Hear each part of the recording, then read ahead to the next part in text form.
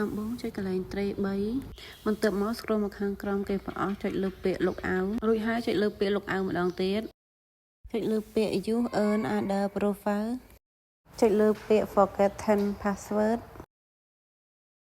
ត្រង់កន្លែងហ្នឹងវាយលេខទូរស័ព្ទដែលយើងបង្កើត Facebook រួចហើយចុចលើពាក្យ continue ជ្រើសរើស account ដែលយើងភ្លេច password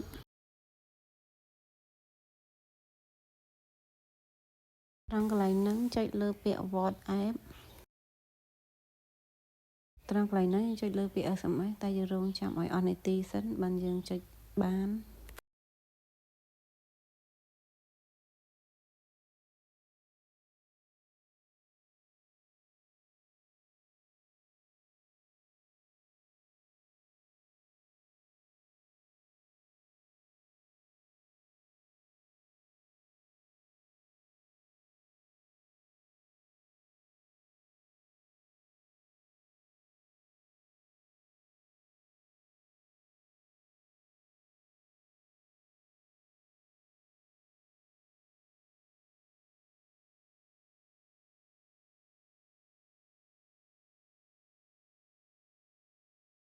រួចហើយចុចលើពាក្យ confirm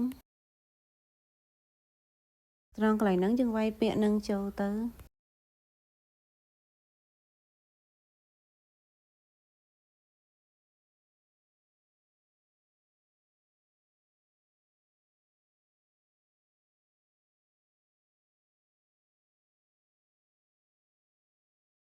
រួចហើយចុចលើពាក្យ confirm